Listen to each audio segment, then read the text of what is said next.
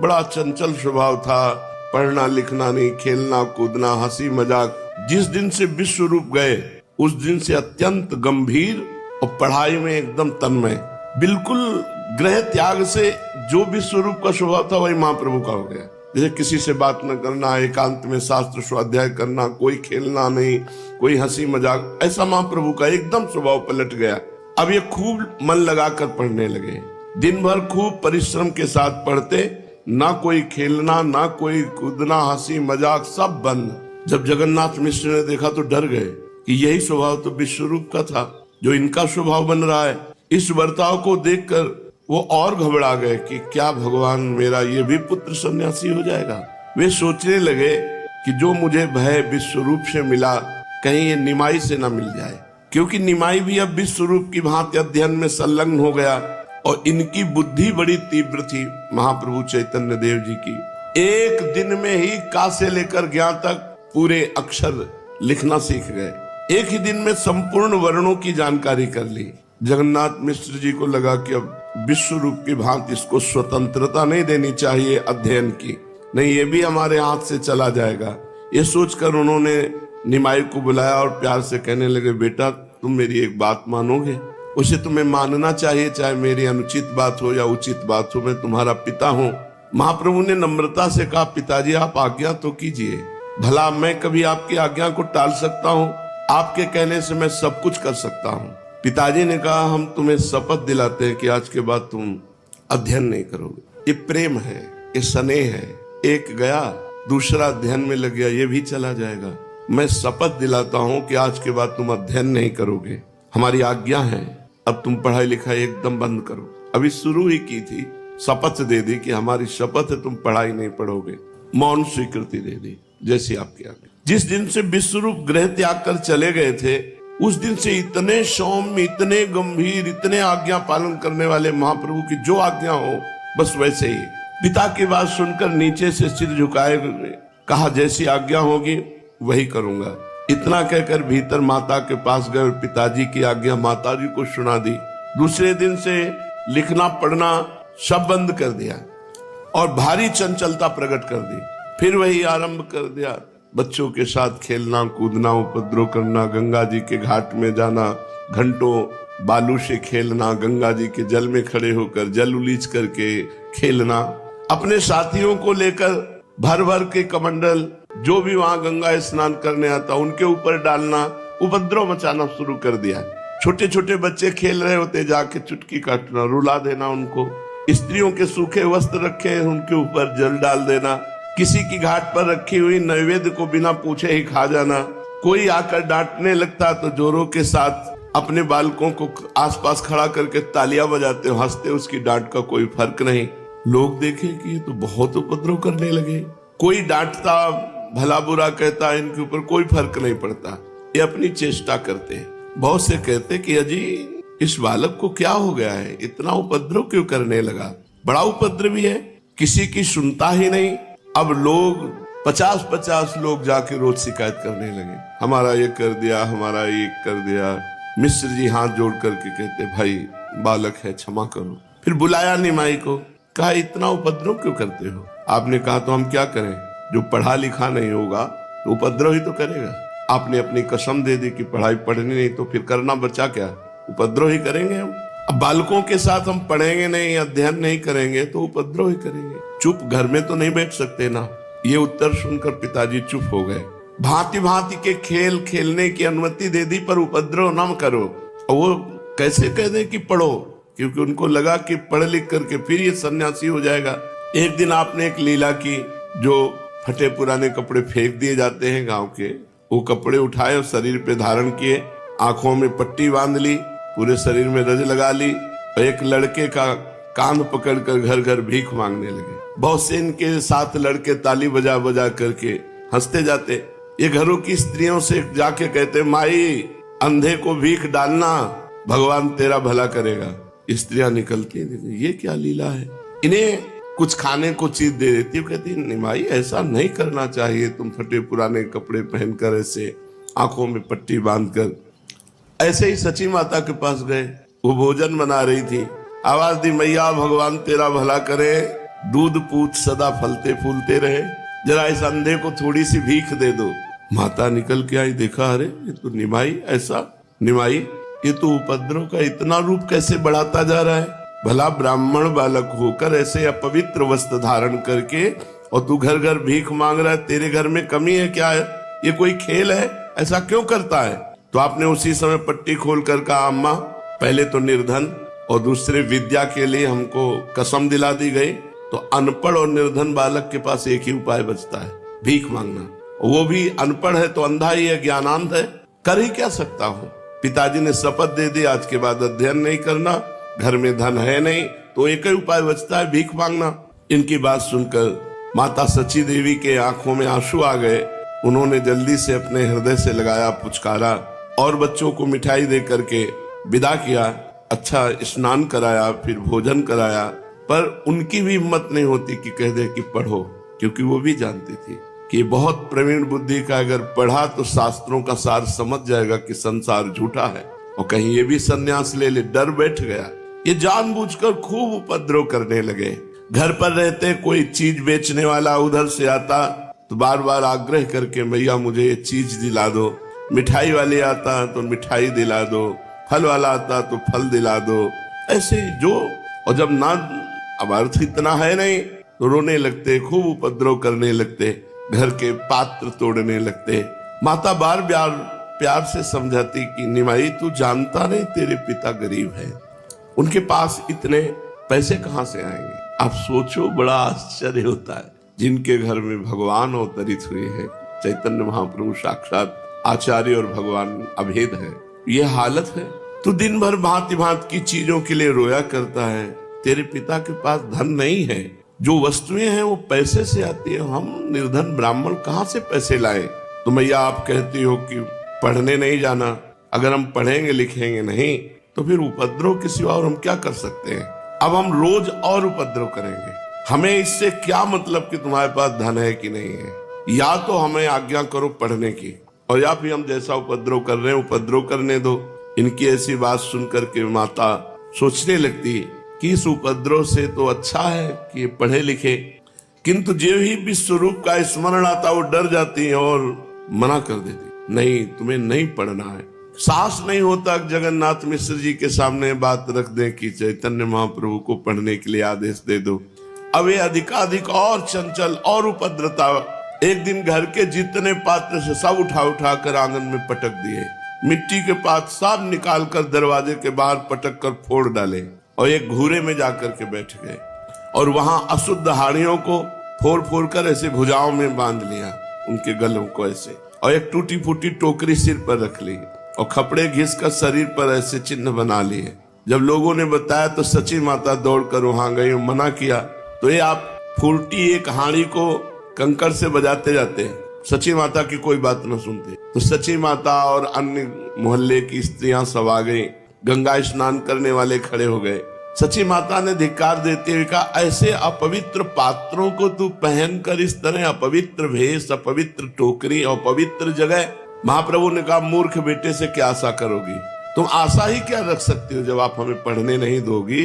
तो मूर्खता में तो यही आशा है, यही हम करेंगे। मूर्ख आदमी क्या जाने सूची किसे कहते हैं, असूची किसे कहते हैं। पवित्र अपवित्र का ज्ञान मूर्ख थोड़ी हो करता है। मूर्ख आदमी को क्या पता क्या करना चाहिए क्या नहीं करना चाहिए। तो गांव के जितने भी महिलाएं और गंगा स्नान करने वाले खड़े थे, उन्होंने कहा सची देवी से कि क्यों नहीं पढ़ने देती, आप इससे तो अच्छा पढ़ने की आज्ञा दे दे। ये तो बड़े भाग्य की बात है कि बच्चा पढ़ना चाहता है, इतना आग्रह कर रहा है। हमारे बच्चे तो मारने पीटने पर भी पढ़ने नहीं जाते, इसे पढ़ने के लिए जरूर भेजा करो।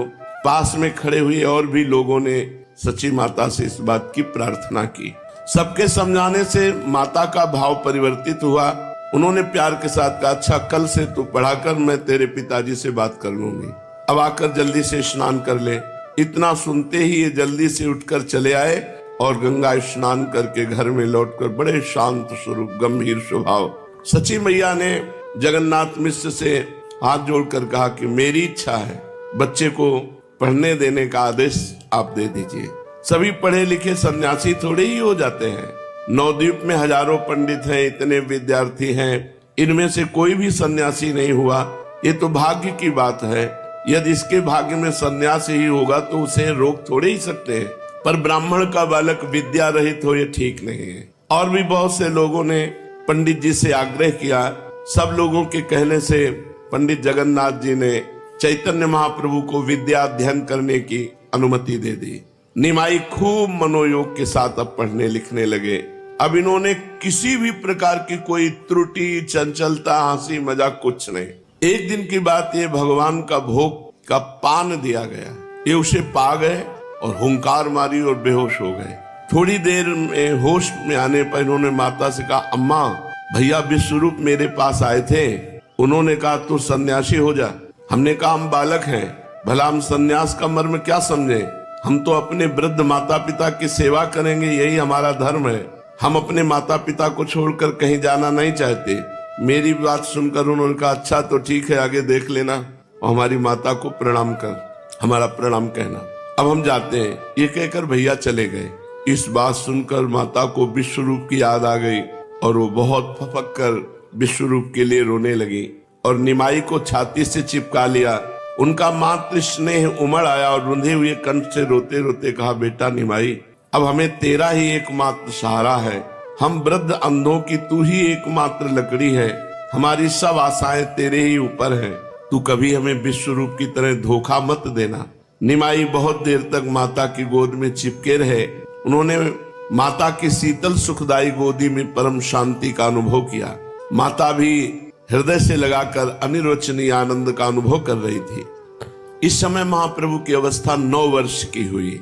शरीर निरोग, हष्ट पुष्ट, सुगठित था। देखने में 9 वर्ष से 16 वर्ष की अवस्था के जान पड़ते थे। पिता ने इनके पावन यज्ञोपवीत की संस्कार की तैयारी की। संस्कार ही जीवन पथ के परिचायक चिन्ह है। जैसे संस्कार होंगे उन्हीं के अनुसार जीवन आगे बढ़ेगा। संयम और नियम ही उन्नति के साधन है। पूज्यपाद महर्षियों ने संयम के ही सिद्धांतों पर वर्णाश्रम धर्म का प्रसार किया और उनके लिए पृथक पृथक विधान बनाए। द्विजातियों के लिए 16 संस्कारों की आज्ञा दी। गर्भाधान से लेकर मृत्यु अथवा संन्यास पर्यंत सभी संस्कारों की एक विशेष विधि का निर्माण किया। इन संस्कारों से चित्त पर प्रभाव पड़ता है और भविष्य जीवन उज्जवल बन सकता है। द्विजातियों का वेदारंभ और उपवीत संस्कार, यज्ञोपवीत संस्कार, यही प्रधान संस्कार समझा जाता है। असल में यज्ञोपवीत संस्कार होने पर ही बालक के ऊपर वैदिक कर्म लागू होते हैं, इसलिए इसे व्रतबंध संस्कार भी कहते हैं। पूर्व काल में बच्चा जब पढ़ने योग्य हो जाता था तो उसे सदगुरु के आश्रम में ले जाते थे। गुरु उसे ग्रहण करके उसे शौच, आचार और वेद की शिक्षा देते थे। बस इसी को उपनयन संस्कार कहते थे। विद्या समाप्त होने पर गुरु की आज्ञा से शिष्य जब घर लौटता था तो उसे समावर्तन संस्कार कहते थे। ये तीनों संस्कार आज भी नाम मात्र को होते हैं, किंतु इन तीनों का अभिनय एक ही दिन में करा दिया जाता है। ये विकृत संस्कार आज भी हमारी महत्ता का स्मरण दिलाता है। अब निमाई का यज्ञोपवीत संस्कार होगा। घर में शादी विवाह की तरह तैयारियां हो रही हैं। मिश्र जी ने अपनी शक्ति के अनुसार इस संस्कार को खूब धूमधाम से करने का निश्चय किया। घर के आंगन में एक मंडप बनाया गया। उसमें एक और विद्वान ब्राह्मण बैठे हुए हैं। उनके पीछे मिश्र जी के संबंधी और स्नेही बैठे हैं। सामने स्त्रियां बैठी हैं जो भांति भांति के मंगल गीत गा रही हैं। द्वार पर बाजे बज रहे हैं। चारों ओर खूब चहल पहल दिखाई पड़ती है।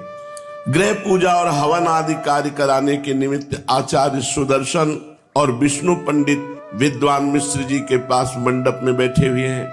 यथा समय मुंडन कराकर निमाई मंडप में बुलाए गए। सिर घुटा हुआ था। आचार्य उन्हें अपने हाथों से ब्रह्मचारियों के से पीत वस्त्र धारण कराए, पीले वस्त्र की लंगोटी पहनाई, ओढ़ने को मृगचर्म दिया, हाथ में एक बड़ा सा एक पलाश का दंड दिया। अब निमाई पूरे ब्रह्मचारी बन गए। गौरवर्ण पर पीत वस्त्र बड़े ही भले मालूम पड़ते थे। पिताजी के पास बैठकर इन्होंने समिधा दान किया, अग्नि में आहुति दी, फिर यज्ञोपवीत धारण किया। मिश्र जी ने एक वस्त्र की आड़ करके इनके कान में वेद माता गायत्री मंत्र का उपदेश दिया। मंत्र के श्रवण मात्र से भाव निमग्न हो गए। मंत्र सुनते ही इन्होंने एक बड़े जोर की हुंकार मारी, साथ ही अचेत होकर पृथ्वी पर गिर पड़े। हाथ का दंड एक ओर पड़ा था और ये अचेत होकर पृथ्वी पर दूसरी ओर पड़े थे। दोनों नेत्रों से अश्रुओं की धारा बह रही थी। प्राणवायु बहुत धीरे धीरे चल रही थी। यज्ञ के धूम लगने से लाल लाल आंखें आधी खुली हुई थी। संज्ञा शून्य हुए चुपचाप पृथ्वी पर पड़े थे। इनकी ऐसी अवस्था देखकर सभी घबरा गए। मिश्र जी ने इनके मुंह में जल डाला। कई आदमी पंखे हवा करने लगे। धीरे धीरे इनकी मूर्छा भंग हुई और ये कुछ काल सचेत हो गए। सभी को इनकी इस अवस्था से महान आश्चर्य हुआ। सचेत होने पर इन्होंने पिताजी से कहा, पिताजी अब मुझे क्या करना चाहिए? ब्रह्मचर्य व्रत लेने पर छात्र को गुरु गृह में रहकर भिक्षा पर ही निर्वाह करना होता था। यज्ञोपवीत के समय आज भी एक दिन के लिए भिक्षा का अभिनय कराया जाता है। इसलिए अब निमाई को भिक्षा मांगने के लिए झोली दी गई। निमाई के हृदय पर उसका संस्कार बड़ा ही गहरा प्रभाव पड़ा। इन कृत्यों के कारण इनकी काया पलट सी हो गई। मुख पर एक अपूर्व ज्योति दृष्टिगोचर होने लगी। मुड़ा हुआ माथा सूर्य के प्रकाश में दमकने लगा। एक हाथ में दंड लिए, दूसरे में झोली लटकाए ब्रह्मचारी के वेश में निमाई बड़े ही भले मालूम पड़ते थे, मानो वामन भगवान अपने भक्त बलि से भिक्षा मांगने जा रहे हो। ये पहले अपनी माता के पास भिक्षा मांगने गए, फिर बारी बारी से सभी के पास भिक्षा मांगने लगे। आचार्य ने इन्हें भिक्षा मांगने का प्रकार बताया। उसी प्रकार सबके सामने जाते और भवति भिक्षाम देहि ऐसा कहकर झोली सामने फैला देते। स्त्रियां इनके रूप लावण्य को देखकर मुग्ध हो गईं। माता मन ही मन प्रसन्न हो रही थी। उनके हृदय में पुत्र स्नेह की हिलोरें निरंतर उठ रही थी। वे निमाई की शोभा को देखते देखते तृप्त ही न होती थी। अतृप्त दृष्टि से नीचा सिर किए हुए धीरे धीरे निमाई की ओर निहार रही थी। स्त्रियां इन्हें भांति भांति की वस्तुएं भेंट देती। कोई फल, कोई मिठाई, कोई द्रव्य इनकी झोली में डाल देती। ये सभी के पास जाकर खड़े हो जाते और जिसके भी सामने खड़े होते उसी की इच्छा होती कि इनको सर्वस्व समर्पण कर दे। इस प्रकार ये भिक्षा मांगते हुए कई घरों में गए। इसी बीच में एक वृद्ध ब्राह्मण लाठी टेकते टेकते संस्कार मंडल पर आया। उसने निमाई को इशारे से अपने पास बुलाया। ये जल्दी से उसके समीप चले गए। उसने अपने कांपते हुए हाथों से एक सुपारी इनकी झोली में डाल दी। इन्होंने उस सुपारी को जल्दी से झोली में से निकालकर अपने मुंह में डाल लिया।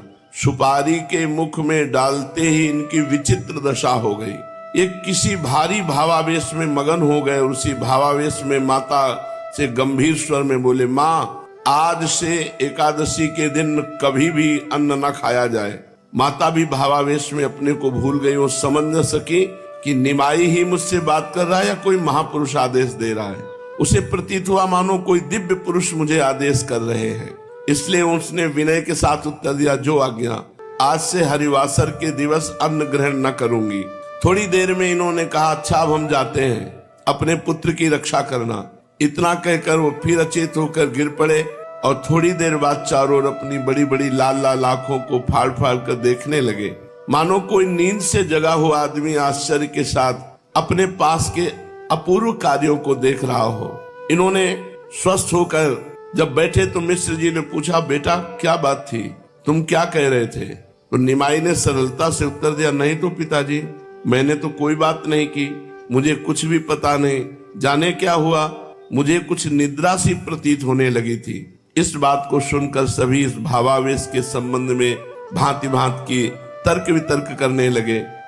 किसी ने कहा किसी का आवेश है, किसी दिव्य आत्मा का आवेश है। भक्तों ने कहा नहीं, साक्षात हरि भगवान का आवेश है। उसी दिन यज्ञोपवीत के समय इनका नाम गौर हरि हुआ। स्त्रियों को यह नाम बहुत प्रिय था। अब से वो निमाई की जगह गौर हरि कहकर पुकारने लगी। यज्ञोपवीत संस्कार के समाप्त होने पर गौर हरि का समावर्तन संस्कार किया गया। उनके वस्त्र बदल दिए गए। माता ने बड़ी बड़ी आंखों में काजल लगा दिया। नूतन वस्त्र पहनकर गौर हरि बाहर आए।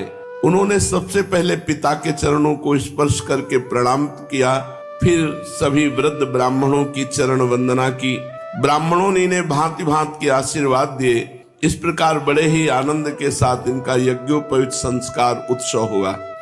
यज्ञोपवीत हो जाने के अनंतर आचार्य सुदर्शन और विष्णु पंडित के समीप पढ़ने के लिए जाने लगे। मेधा शक्ति बाल्यकाल से ही बड़ी तीक्ष्ण थी। अध्यापक एक बार जो इन्हें पढ़ा देते फिर दूसरी बार पूछने की आवश्यकता नहीं होती, वो कंठस्थ हो जाता। अध्यापक इनसे बहुत प्रभावित और प्रसन्न थे। थोड़े दिनों के पश्चात मिश्र जी ने इन्हें मायापुर के निकटवर्ती गंगानगर की पाठशाला में पढ़ने के लिए भेजा।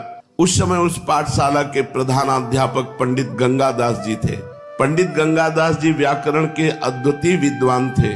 व्याकरण में उनकी ख्याति दूर दूर तक फैल चुकी थी। बड़े बड़े योग्य छात्र उनकी पाठशाला में अध्ययन करते थे। उस समय व्याकरण की वही पाठशाला मुख्य थी। गौरहरि भी अन्य छात्रों के साथ पंडित गंगादास जी के समीप व्याकरण का अध्ययन करने लगे। अब पंडित जगन्नाथ मिश्र की आशा लता बड़ी ही तेजी के साथ बढ़ने लगी। उस लता पर छोटी छोटी कलियां भी आने लगी, अर्थात उनके मन में कि अब निमाई जवान होगा, ब्याह होगा, उसके पुत्र होंगे, हमारा घर आंगन बड़ा आनंदमय होगा। ऐसा उस सोचकर बड़े आनंद मगन होते कि मेरी आशा लता अब शीघ्र ही फूलने फलने लगेगी। वो दिन कैसा सुहावना होगा जिस दिन निमाई को बहू के साथ अपने आंगन में देखूंगा। माता पिता की यही सबसे मधुर और सुखकारी कामना है, वे अपने पुत्र को प्यारी पुत्र वधू के साथ देख सके। संसार में यही उनके लिए एक सुंदरतम सुअवसर होता है। सची देवी के सहित मिश्र जी उसी दिन की प्रतीक्षा कर रहे थे, पर तेरे मन कछु और है, विधना के कुछ और। मिश्र जी के मंसूबे पूरे नहीं हो पाए। विधना ने तो और विधान रचा था। निमाई 11 वर्ष के हो गए, नियमित समय पर पढ़ने जाते हैं, रोज आकर पिताजी के चरणों में प्रणाम करते। एक दिन उन्होंने देखा पिताजी बुखार के कारण अचेत पड़े हैं। उन्होंने घबराकर माता से पूछा, अम्मा पिताजी को क्या हो गया?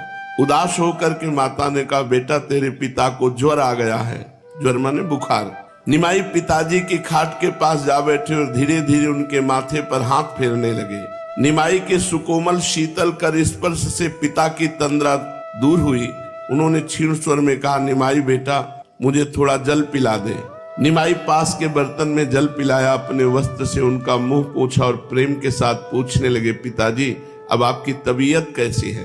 करवट बदलते हुए मिश्र जी ने कहा, मैं अच्छा हूँ, चिंता की कोई बात नहीं, तू पढ़ने नहीं गया? निमाई ने अन्य मनस्क भाव से कहा, जब तक आपकी तबीयत अच्छी तरह से ठीक नहीं होती तब तक मैं पढ़ने नहीं जाऊंगा। मिश्र जी चुप हो गए। निमाई उनके पास उदास बैठे हैं। कई दिन हो गए, ज्वर कम ही नहीं होता था। वैद्य को भी सची देवी ने बुलाया, पर घर में इतना धन नहीं था कि बड़े वैद्यों को बुलाकर बड़ी औषधि दी जाए।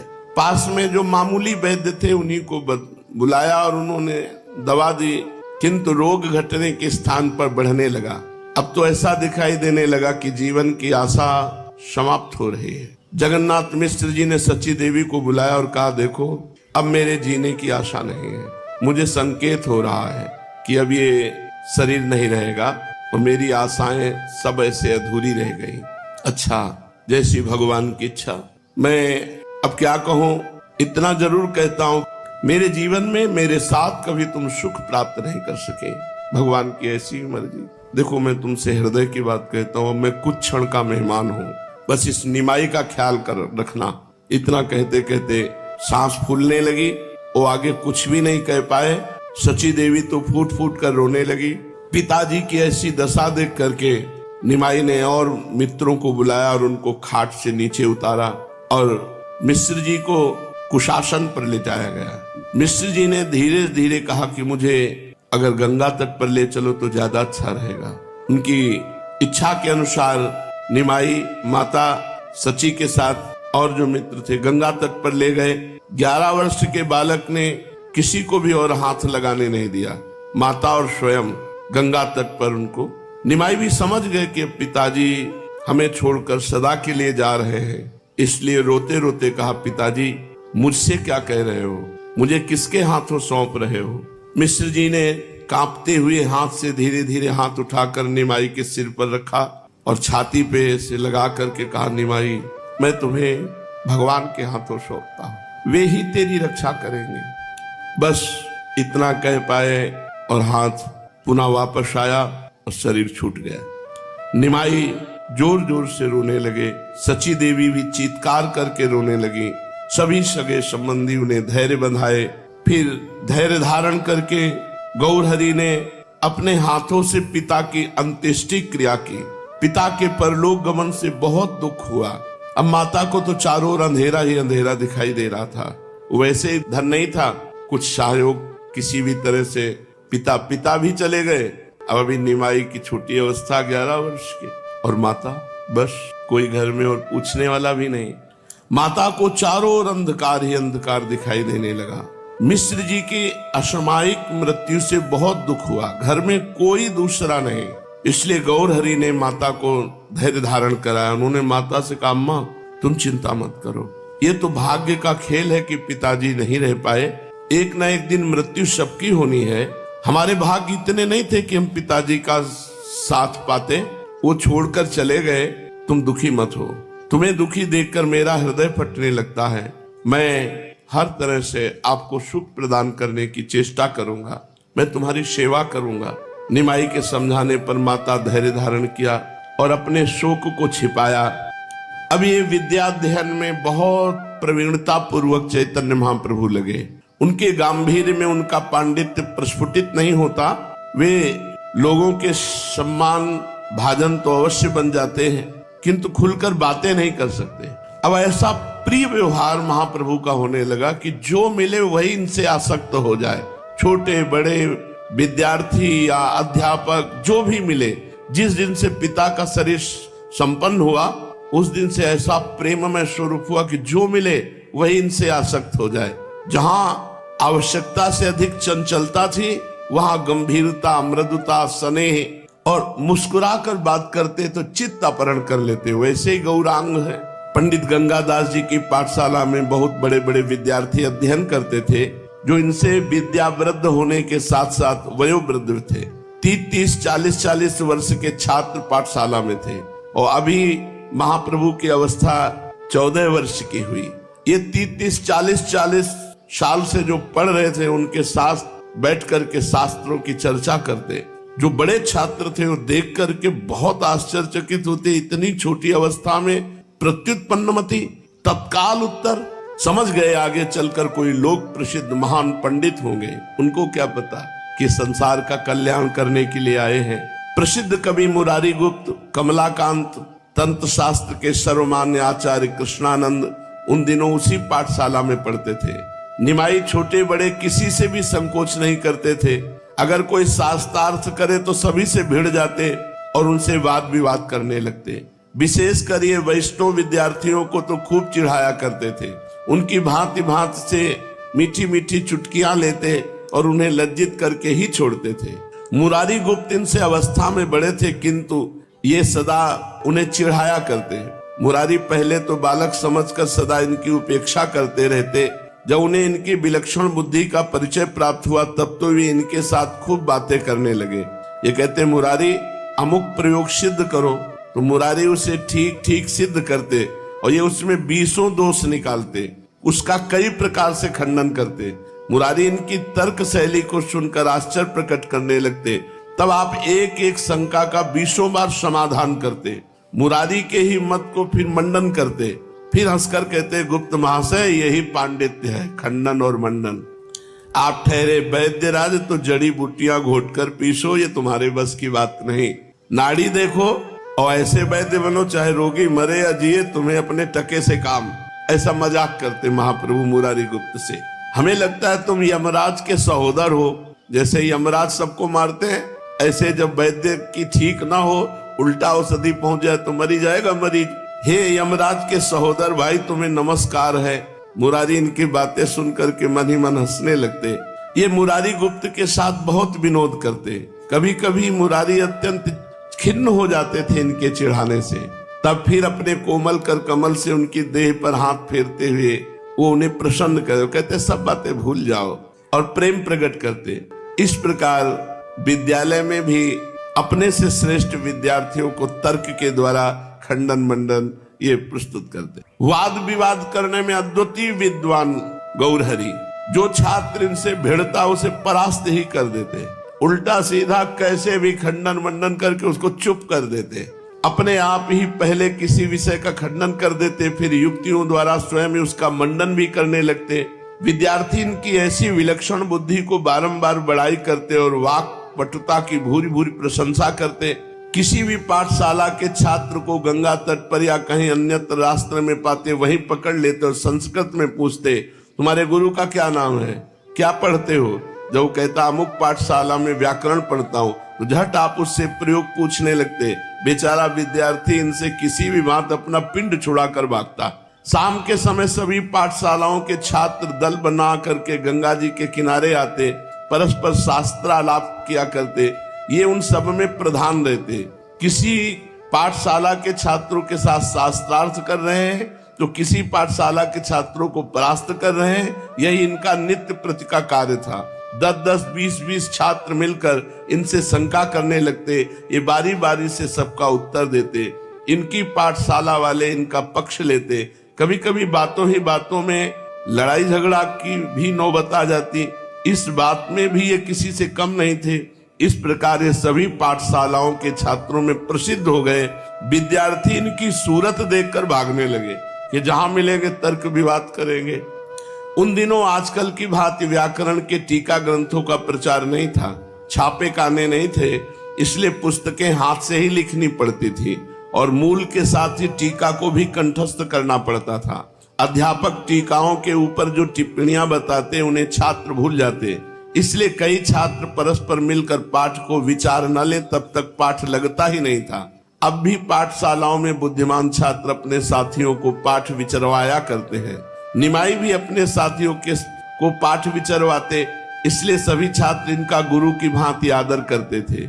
ये विषयों का इस ढंग से विषय को समझाते जो पढ़ाई का विषय था कि मूर्ख से मूर्ख छात्र सहज में पढ़े हुए पाठ को समझ जाता था। उन दिनों गौरांग व्याकरण के पंची टीका नामक ग्रंथ को समाप्त कर चुके थे। इन्होंने उसके ऊपर एक सरल टिप्पणी भी लिखी। इनकी की हुई टीका के ऊपर टिप्पणी विद्यार्थियों के बड़े ही काम की थी।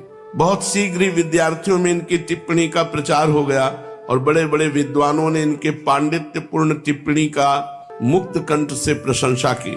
यही तक नहीं, उस टिप्पणी का नवद्वीप से बाहर अन्य देशों के छात्रों में भी प्रचार हुआ और सभी ने इनके पांडित्य की सराहना की। इस प्रकार इनकी प्रशंसा दूर दूर तक फैल गई। व्याकरण के साथ ही अलंकार के भी पाठ सुनते और उन्हें सुनते सुनते हृदयंगम कर लेते। ये जो सुनते वो कंठस्थ हो जाता। इस प्रकार ये थोड़े ही समय में व्याकरण तथा अलंकार के प्रवीण आचार्य हो गए। उन दिनों नवद्वीप में जो न्याय का बोलबाला था, पंडित व्याकरण पढ़कर न्याय नहीं जानता उसको विशेष सम्मान नहीं होता था। न्याय में उन दिनों पंडित वासुदेव सार्वभौम नदिया के राजा समझे जाते थे। न्याय में उन्हीं की पाठशाला सर्वश्रेष्ठ समझी जाती थी। उसमें सैकड़ों छात्र पढ़ते थे। उस पाठशाला के पढ़े हुए छात्र आज संसार प्रसिद्ध पंडित माने जाते हैं। नव्य न्याय की जो टीका जागदीशी के नाम से न्याय की ही परिचय देती है, उसी के प्रणेता पंडित जगदीश के भी गुरु भवानंद इसी पाठशाला के छात्र थे। दीधित नाम की जगत प्रसिद्ध ग्रंथ के प्रणेता पंडित रघुनाथ जी भी उन दिनों इसी पाठशाला में पढ़ते थे। इस प्रकार वह पाठशाला न्याय का एक भारी केंद्र बनी हुई थी। निमाई भी पाठशाला में जाकर न्याय का पाठ सुनने लगे। ऐसी पाठशालाओं में प्रत्येक छात्रों के पृथक पाठ नहीं चलते, 10-5 पाठ होते हैं। अपनी जैसी योग्यता हो उसी पाठ को जाकर सुनते रहो, बस यही पढ़ाई थी।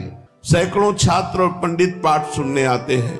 अध्यापक उनमें से बहुतों का नाम पता भी नहीं जानते, वे पाठ सुनकर चले जाते हैं। आज भी काशी आदि बड़े बड़े स्थानों की प्राचीन ढंग की पाठशालाओं में ऐसी ही रिवाज है। निमाई भी पाठशाला में जाकर पाठ सुनाते। सार्वभौम महाशय का उन दिनों इनके साथ कोई विशेष परिचय नहीं हुआ, किंतु इनकी चंचलता, चपलता, वाक्पटुता और लोकोत्तर मेधा के कारण मुख्य छात्र इनसे बहुत स्नेह करने लगे। वे ये भी जानने लगे कि न्याय जैसे गंभीर विषय को निमाई भली भांति समझता है। वो अन्य बहुत से छात्रों की बात केवल सुनकर ही नहीं चला जाता। पीछे जिनका हम उल्लेख कर चुके हैं वे दीधिति महाग्रंथ के रचयिता पंडित रघुनाथ उन दिनों सभी छात्रों में सर्वश्रेष्ठ समझे जाते थे। उन्हें स्वयं भी अपनी तर्क शक्ति और विलक्षण बुद्धि का भरोसा था। उनकी उस समय से ही ये प्रबल वासना थी कि मैं भारतवर्ष में एक प्रसिद्ध न्यायिक बनूं, संपूर्ण देश में मेरी विलक्षण बुद्धि की ख्याति हो जाए। जो जैसे होनहार होते हैं उनकी पहले से वैसी भावना होती है। रघुनाथ की भी सर्वमान्य बनने की पहले से ही वासना थी। रघुनाथ के साथ निमाई का परिचय पहले से ही हो चुका था। उनके साथ इनकी गाढ़ी मैत्री भी हो चुकी थी। निमाई कभी कभी रघुनाथ के निवास स्थान पर भी जाया करते थे और उनसे न्याय संबंधी बातें किया करते थे। इनकी बातचीत से ही रघुनाथ समझ गए थे कि ये कोई होनहार न्यायिक है।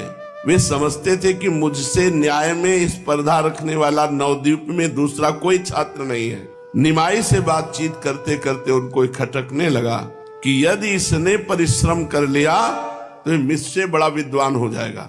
बातचीत से समझ गए, किंतु उन्हें अपनी बुद्धि पर पूरा भरोसा था, इसलिए इस विचार को अपने हृदय में जमने नहीं देते थे।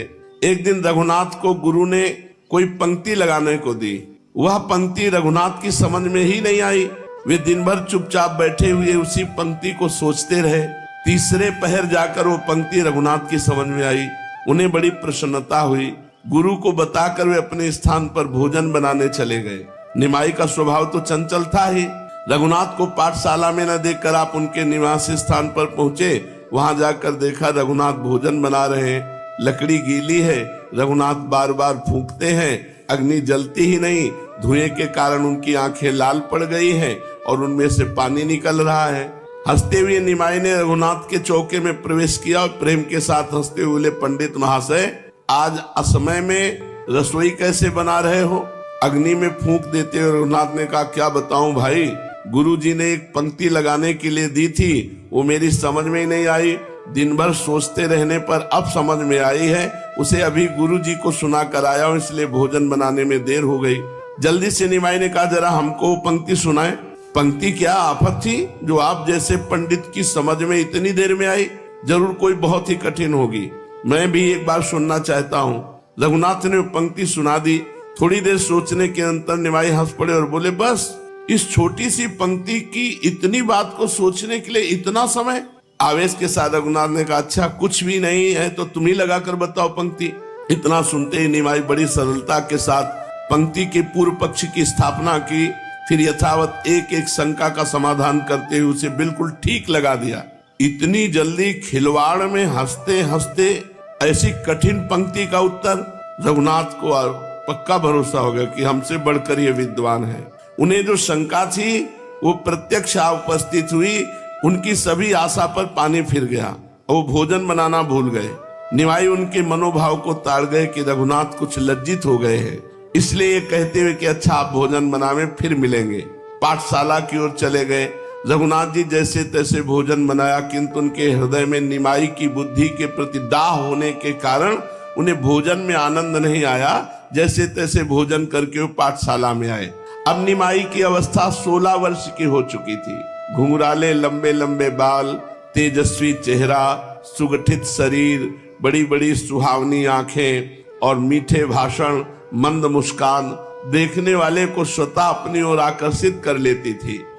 वे सभी से दिल खोलकर मिलते और खूब घुल मिलकर बातें करते। उनके मिलने वाले परस्पर सभी यही समझते थे, निमाई जितना अधिक स्नेह हमसे करता है उतना किसी दूसरे से शायद ही करता हो। इसका कारण यह था कि उनके हृदय में किसी भी प्राणी के प्रति द्वेष नहीं था। जिसके हृदय में प्राणी मात्र के प्रति सम्मान है उसे सभी अपना सगा संबंधी समझने लगते हैं। इसलिए निमाई के बहुत अधिक स्नेही थे। व्याकरण पढ़ने के अनंतर ये न्याय का अभ्यास करने लगे और उसी बीच न्याय के ऊपर भी एक टिप्पणी लिखने लगे। इनके सहपाठी और स्नेही पंडित रघुनाथ जी उसी समय अपने जगत प्रसिद्ध दीधिति ग्रंथ को लिख रहे थे। वे समझते थे मेरा ये ग्रंथ अर्वाचीन न्याय के ग्रंथों में अद्वितीय होगा। जब उन्होंने सुना कि निमाई भी एक न्याय ग्रंथ लिख रहे हैं तब तो इनको भय मालूम पड़ने लगा और इनकी प्रबल इच्छा हुई कि उस ग्रंथ को देखना चाहिए। ये सोचकर एक दिन उन्होंने निमाई से कहा, भाई हमने सुना है न्याय के ऊपर तुम कोई ग्रंथ लिख रहे हो, हमारी बड़ी इच्छा है किसी दिन अपने ग्रंथ को हमें भी दिखाओ। इन्होंने जोरों से हंसते हुए कहा, जी आप भी कैसी बात कर रहे हैं, भला हम न्याय जैसे जटिल विषय पर लिख ही क्या सकते हैं, ये तो आप जैसे पंडितों का काम है। हम तो वैसे ही मनोविनोद के लिए खिलवाड़ सा करने लगे हैं, आपसे किसने कह दिया? रघुनाथ ने आग्रह के साथ कहा, कुछ भी हो मेरी बड़ी प्रबल इच्छा है, यदि तुम्हें कोई आपत्ति न हो तो अपने ग्रंथ को मुझे जरूर दिखाओ। इन्होंने जल्दी से कहा, भला इसमें आपत्ति की बात ही क्या हो सकती है, ये तो हमारा सौभाग्य कि आप जैसे विद्वान हमारी रचना को देखने की जिज्ञासा करते हैं, मैं कल जरूर उसे लेता आऊंगा। दूसरे दिन निमाई अपने ग्रंथ को साथ लेके आए। पाठशाला से लौटते समय वे नाव पर बैठकर रघुनाथ को अपने ग्रंथ को सुनाने लगे। रघुनाथ ज्यों-ज्यों उस ग्रंथ को सुनते त्यों ही त्यों उनकी मनोवेदना बढ़ती जाती थी। यहाँ तक कि वे ग्रंथ को सुनते सुनते फूट फूट कर रोने लगे और निमाई अपनी ध्वनि में सुनाते ही जा रहे थे। उन्हें पता ही नहीं था कि रघुनाथ की ग्रंथ सुनने से क्या दशा हो रही है। सुनाते सुनाते एक बार उन्होंने दृष्टि उठाकर रघुनाथ की ओर देखा। इनके आश्चर्य का ठिकाना न रहा। आश्चर्य प्रकट करते हुए निमाई ने पूछा, भैया तुम रो क्यों रहे हो?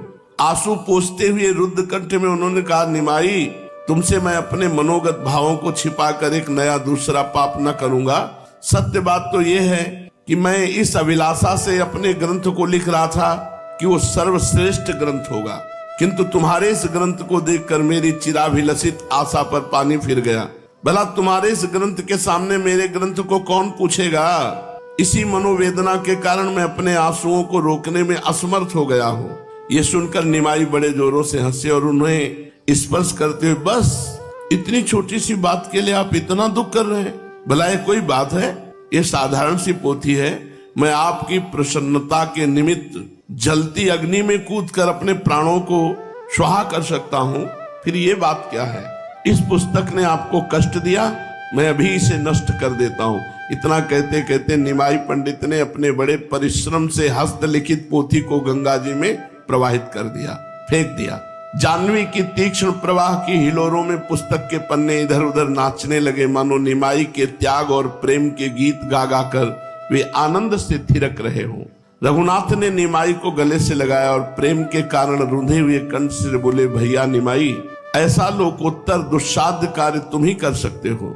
इतनी भारी लोक ऐषणा को तृणवत समझकर उसका तिरस्कार कर देना तुम्हारे जैसे ही महापुरुषों का काम है। हम तो कीर्ति और प्रतिष्ठा के कीड़े हैं। हमारी पुस्तक की अपेक्षा तुम्हारे इस त्याग की संसार में लाखों गुनी ख्याति होगी और आगे लोग इस त्याग के द्वारा महत्व समझ सकेंगे प्रेम का। इस प्रकार की बातें करते हुए दोनों मित्र अपने अपने घर लौट आए। उसी दिन से निमाई का न्याय पढ़ना ही नहीं छूटा, किंतु उनका पाठशाला ही जाना ही छूट गया। अब उन्होंने ऐसी विद्या का पढ़ना एकदम त्याग कर दिया। घर पर पिता की और ज्येष्ठ भ्राता की जो बहुत सी पुस्तकें थी, उन्हीं का स्वयं अध्ययन करने लगे। निमाई यद्यपि अपने विद्यार्थियों से अधिक बुद्धिमान और विलक्षण थे, फिर भी साधारण लोग यही समझते थे कि कालांतर में ये भी एक पाठशाला खोलकर नवद्वीप के अन्य पंडितों की भांति नामी पंडित बन करके विद्या अध्ययन कराएंगे।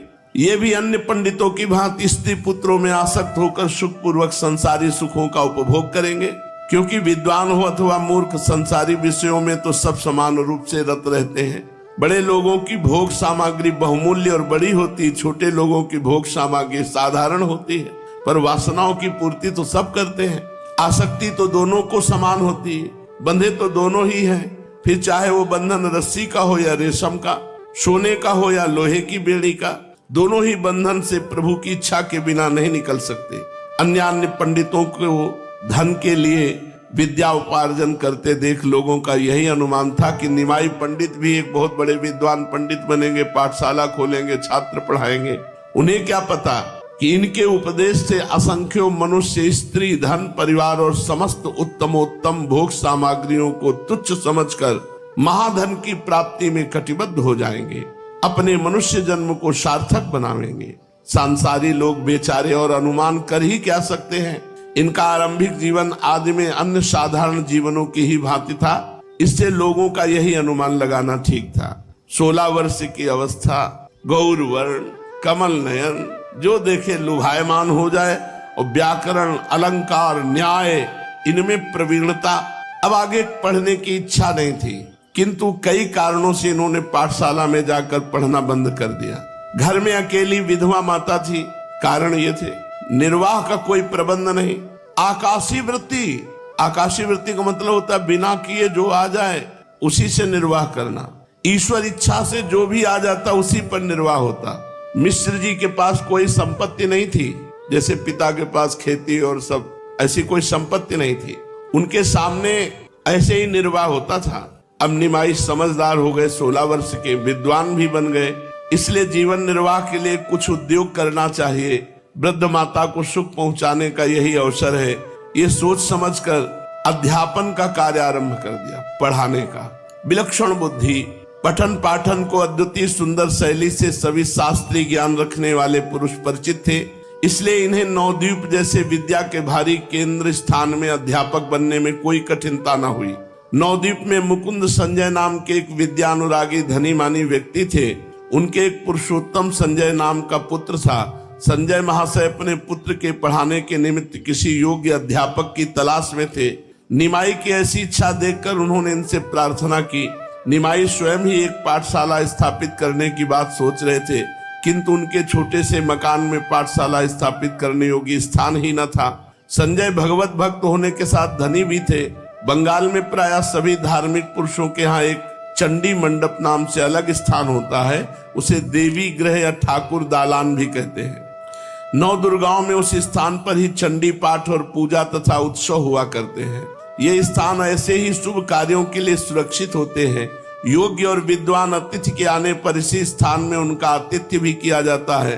अपनी शक्ति के अनुसार धनिकों का चंडी मंडप विस्तृत, सुंदर और अधिक कीमती होता है। संजय महाशय का चंडी मंडप खूब बड़ा था। निमाई पंडित ने उसी मंडप में अपनी पाठशाला स्थापित की।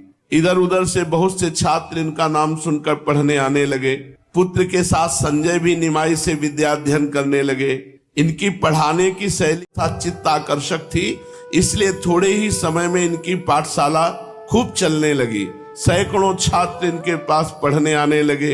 ये विद्यार्थियों के साथ गुरु शिष्य का व्यवहार न करके एक प्रेमी मित्र का सा व्यवहार करते। उनसे खूब हंसी दिल्लगी करते, घर का हाल चाल पूछते, अपनी सब बातें बताते। इससे विद्यार्थी इनके ऊपर अत्यधिक अनुराग रखने लगे। बहुत से विद्यार्थी तो इनसे अवस्था में बहुत बड़े बड़े थे, वे सभी भी इनके पास अध्ययन करने आते और इनका हृदय से बहुत अधिक आदर करते थे। इस प्रकार इनकी पाठशाला नवद्वीप में एक प्रसिद्ध पाठशाला मानी जाने लगी। व्याकरण शास्त्र में गंगादास जी की पाठशाला को छोड़कर निमाई की पाठशाला सबसे श्रेष्ठ समझी जाती थी। निमाई विद्यार्थियों के साथ परिश्रम भी खूब करते थे। एक दिन निमाई पंडित पाठशाला से पढ़ाकर अपने घर जा रहे थे।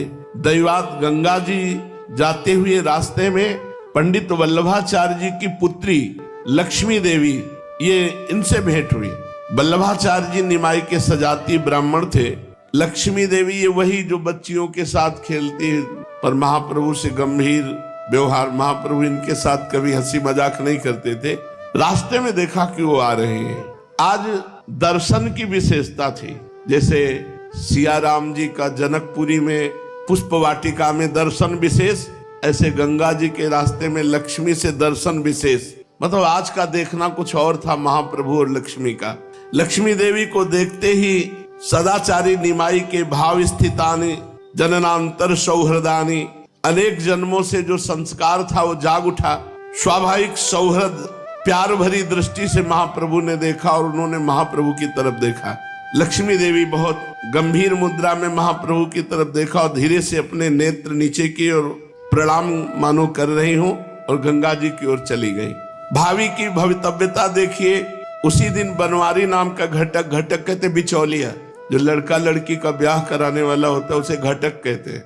वो जगन्नाथ मिश्र जी के घर सची देवी के यहाँ आए। माता से कहने लगे निमाई सयाना हो गया है, अब उसके विवाह के विषय में कुछ सोचा है? यदि तुम्हें पसंद हो तो हम घटक घटाएं, ब्याह की बात करें। उनका कुछ देखा है क्या? बोले हाँ, वो है ना अपने वल्लभाचार्य जी, उनकी एक कन्या है लक्ष्मी देवी, बात करें हम ब्याह के लिए। तुम तो देखा है ना उसे? अरे लाखों में एक है, बड़ी ही सुशीला सुंदरी बुद्धिमती लड़की है, निमाई के सर्वथा योग्य है। यदि तुम्हें संबंध मंजूर हो तो सबका सब विधान मैं बनाऊं।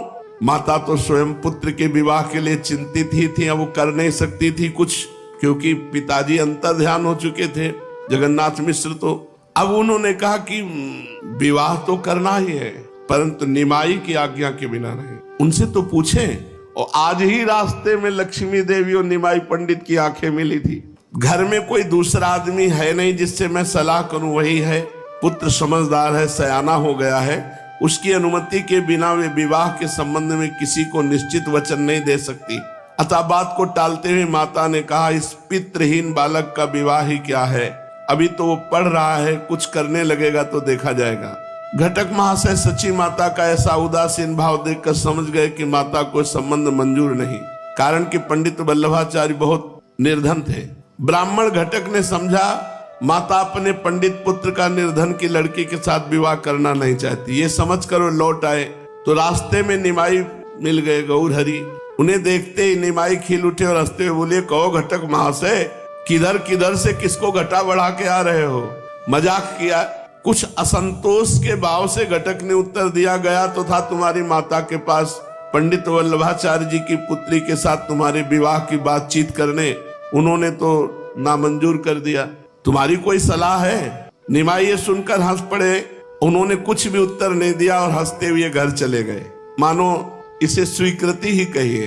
घर पहुंचकर मुस्कुराते हुए कहा, घटक बहुत उदास होकर जा रहे थे, माँ वल्लभाचार्य जी के संबंध को मंजूर क्यों नहीं किया? माता समझ गई कि निमाई की इच्छा है। उन्होंने बड़ी प्रसन्नता से कहा कि नामंजूर नहीं किया, हम तो तुम्हारी अनुमति चाहती थी। दूसरे दिन ही घटक को बुलाया। उन्होंने कहा, आचार्य महाशय, कल आप जो बात कह रहे थे मुझे स्वीकार है। सची माता ने कहा, आप पंडित वल्लभाचार्य से ठीक ठीक बात कर लीजिए। अब आप ही हमारे हितैषी हैं, घर में दूसरा कोई ऐसा है नहीं जो बात कर सके। अब आपका ही लड़का है, जैसा चाहो वैसा करो। बनवारी घटक को बड़ी प्रसन्नता हुई। उसी समय वल्लभाचार्य के घर पहुंचे। आचार्य इनका सत्कार किया, आने का कारण पूछा। इन्होंने सारा वृत्तांत बताया। इस संवाद को सुनकर वल्लभाचार्य जी के घर वालों को तो भारी प्रसन्नता हुई कि इतना अद्भुत विद्वान और गौरवर्ण तेजस्वी बालक हमारी बेटी का पति बने, इससे बड़ा सौभाग्य क्या। वे घटक से कहने लगे, मेरा सौभाग्य है कि सची देवी ने इस संबंध को स्वीकार कर लिया है। निमाई पंडित जैसे विद्वान को अपना जामाता बनाने में मैं अपना अहोभाग्य समझता हूँ। लड़की के पूर्व जन्म के शुभ संस्कारों के उदय होने से ही ऐसा वर मिल सकता है, किंतु कहने में संकोच आता है। मेरी परिस्थिति नहीं है कि मैं धन लगा सकूं या कुछ ऐसा, मेरे पास कुछ नहीं है जो मैं दे सकूं। कैसे देखो, ब्राह्मण होते थे, तपस्वी विद्वान पर निर्धन। अगर हम कह दें कि हम ब्याह में क्या देंगे तो बताएं, 5 हर्र के टुकड़े, 5 हरितिकी के टुकड़े के साथ हल्दी की गांठें, इसके अलावा मेरे पास कन्या और 5 हरितिकी के टुकड़े। ये बात मंजूर हो तो फिर विवाह की तैयारी करो। घटक ने कहा, आप इस बात की कुछ चिंता न कीजिए, सची देवी को रुपए पैसे का लोभ नहीं है। वे तो सुशीला सुंदरी लड़की ही चाहती हैं। आप प्रसन्नता के साथ विवाह की तैयारियां कीजिए। बहुत कठिन होता है जिसके बेटी होती और धन नहीं होता। पहले तो बहुत सुलझे हुए व्यक्तित्व होते थे, अब तो लाखों की बात करते हैं, मतलब जैसे खरीद बेच ना हो ऐसे बात करते हैं। ये कह करके घटक महाशय वल्लभाचार्य जी से विदा होकर सची देवी के पास आए और संपूर्ण वृत्तांत सुनाया। सची माता ने कहा, मुझे लेने देने की कोई चाह नहीं, बस बेटी उनकी, बेटा हमारा, ब्याह करो। तैयारियां शुरू। नियत तिथि के दिन अपने सने बंधु बांधव विद्यार्थियों के साथ बारात लेकर निमाई वल्लभाचार्य जी के घर गए। आचार्य ने सभी का यथोचित सम्मान किया। घोधूल की शुभ लगन में निमाई पंडित ने लक्ष्मी देवी का पाणी ग्रहण किया। प्रथम विवाह, ये थोड़े दिन ही महाप्रभु के साथ रह पाए। फिर दूसरा विवाह विष्णु प्रिया जी से हुआ था। लक्ष्मी देवी ने कांपते हुए हाथों से इनके चरणों में माला अर्पण की, भक्ति भाव के साथ प्रणाम किया। इन्होंने उन्हें वामांग में विराजमान किया। हवन, प्रदक्षिणा, कन्यादान आदि सभी वैदिक कृत्य होने पर विवाह का कार्य सकुशल समाप्त हुआ। दूसरे दिन आचार्य से विदा होकर लक्ष्मी देवी पालकी में चढ़कर निमाई के घर आई। माता ने सती स्त्रियों के साथ पुत्र और पुत्र वधू का स्वागत किया। ब्राह्मणों को तथा अन्य आश्रित जनों को यथा योग्य द्रव्य दान किया। लक्ष्मी देवी का रंग रूप निमाई के अनुरूप ही था। इस जुगल जोड़ी को देखकर पास पड़ोस की स्त्रियां परम प्रसन्न हुई। कोई तो इन्हें कहती ये तो रति और कामदेव के समान है, कोई कहती इंद्र और सची के समान है, कोई गौर लक्ष्मी कहकर निमाई की ओर हंसने लगती। सुंदरी पुत्र वधू के साथ पुत्र को देखकर माता को जो आनंद हुआ उसका कौन वर्णन कर सकता है। अब महाप्रभु का प्रथम विवाह लक्ष्मी देवी से हुआ। आगे जो चरित्र है वो शेष चर्चा आगे। श्री राधा वल्लभ लाल की।